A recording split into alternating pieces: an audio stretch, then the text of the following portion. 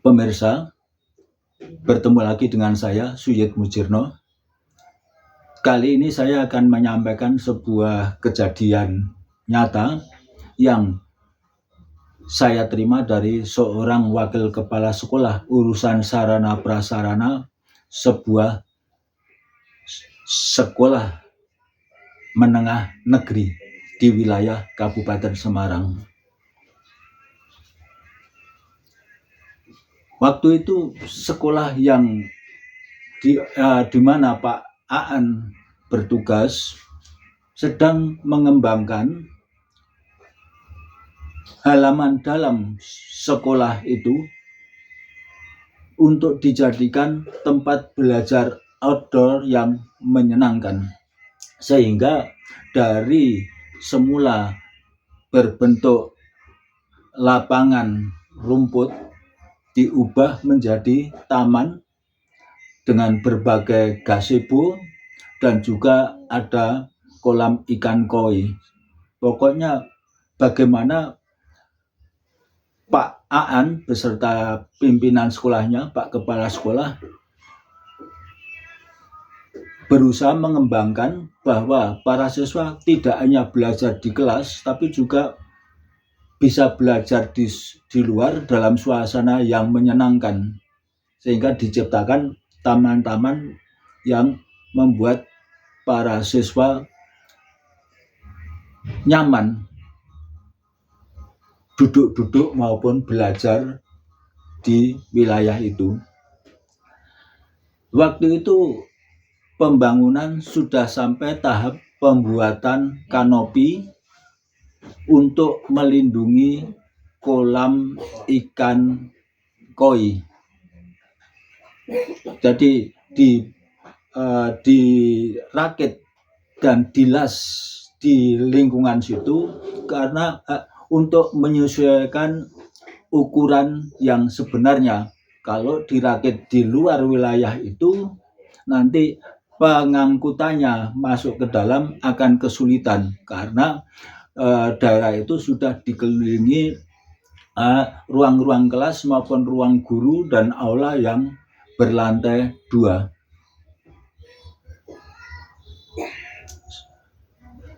Pengerjaan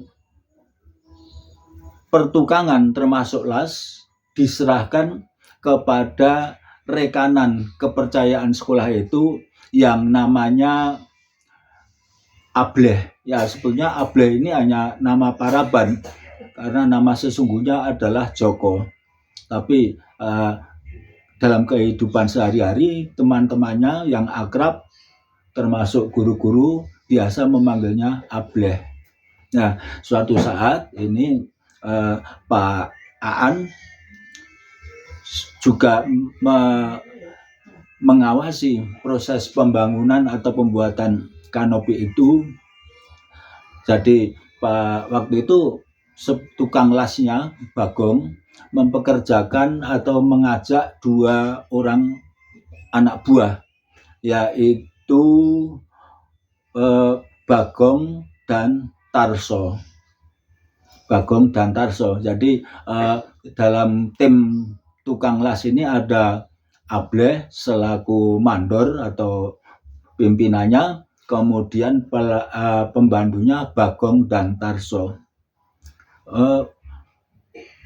Tidak terasa karena kesibukan mereka memotong besi, menyesuaikan ukuran dan sebagainya, tahu-tahu dari masjid yang dekat dengan sekolah itu terdengar suara azan. Otomatis pekerjaan dihentikan dan ini Ableh memberi perintah kepada para karyawannya atau para anak buahnya agar berhenti dulu karena sudah saatnya sholat maghrib. Nah, kemudian mereka mengumpulkan peralatan-peralatan, disimpan sesuai dengan tempat yang masing-masing atau wadah masing-masing.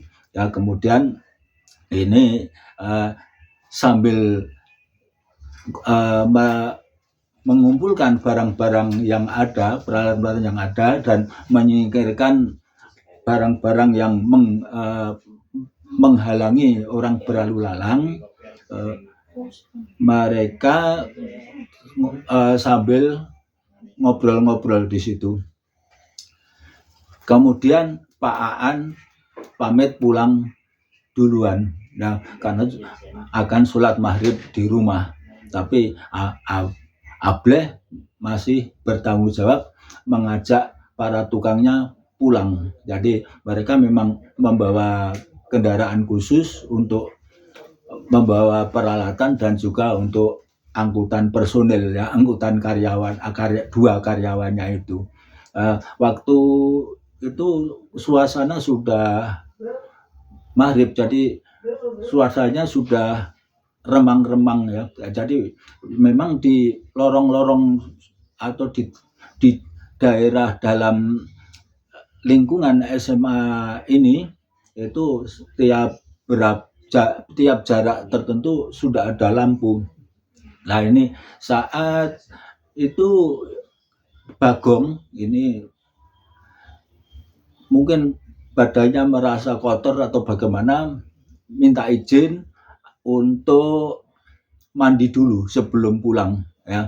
Jadi mandi dulu di situ karena di sekolah ini hampir setiap rumpun bangunan itu mempunyai beberapa toilet atau ada juga beberapa kamar mandi. Ini Bagong terus ke bangunan gedung yang sebelah barat, karena di situ Bagong biasanya mandi kalau bekerja di situ, ya. Kemudian saat lewat di lorong yang menuju ke 3 kamar mandi, yaitu ada 3 kamar mandi berjajar di bangunan gedung sebelah barat, dan ada 3 kamar mandi yang terletak dekat dengan tangga yang menuju ke lantai 2, ya. Nah, ini Bagong sebetulnya berpikir, wah, aku lupa tidak membawa sabun mandi, ya. Kemudian sebelum sampai di kamar mandi, ya, dari jarak agak beberapa meter gitu, tapi itu Bagong melihat ada seorang gadis, ya, sedang berdiri di situ. Setelah makin dekat itu makin jelas, ternyata gadis itu seorang noni atau seorang remaja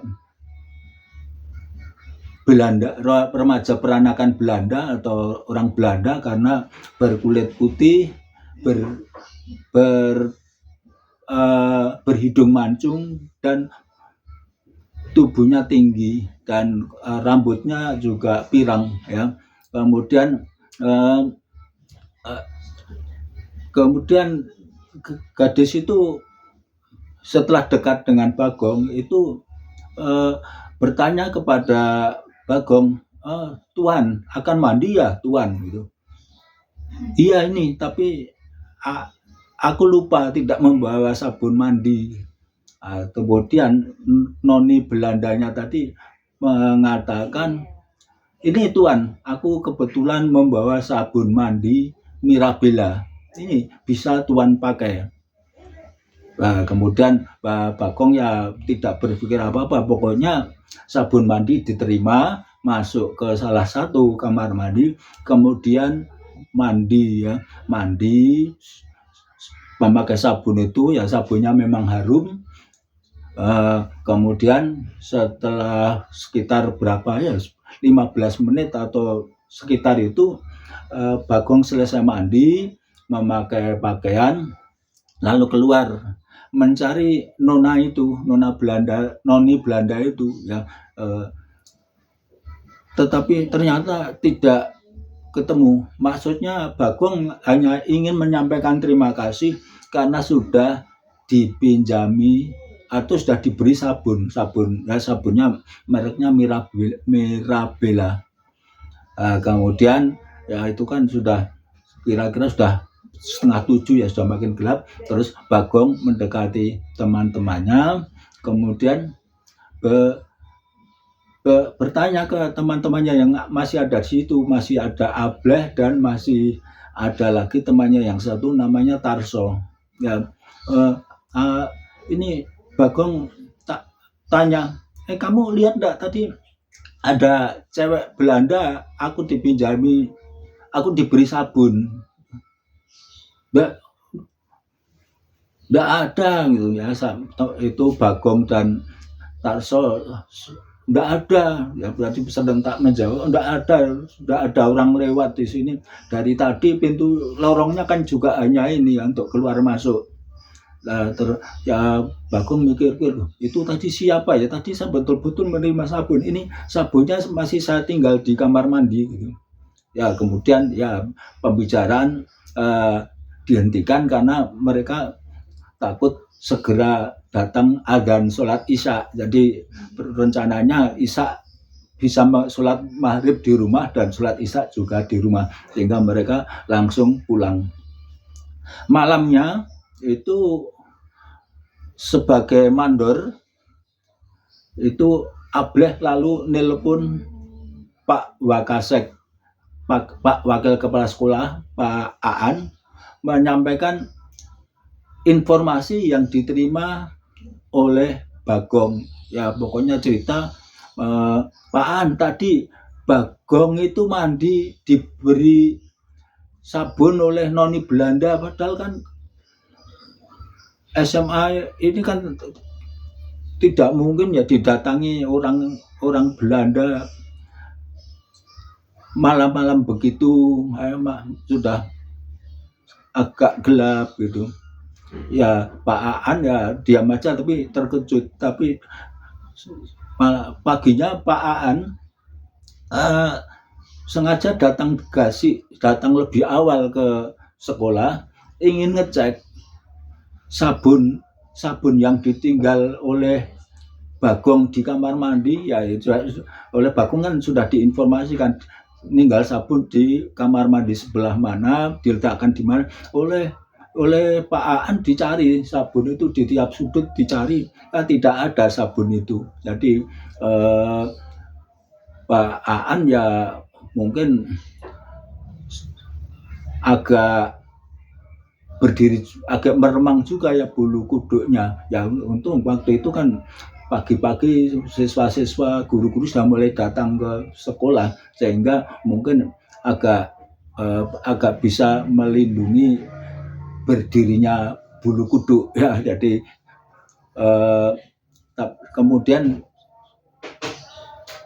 memang di beberapa sekolah atau di beberapa bangunan kuno itu memang sering kadang-kadang ada hal-hal yang bersifat supranatural ya. Demikian kisah yang saya terima dari Wakil Kepala Sekolah Subaya SMA di Ungaran, Pak Aan ya. Semoga pemirsa tidak berkeberatan untuk pencet subscribe dan like ya. Terima kasih, sampai bertemu lagi.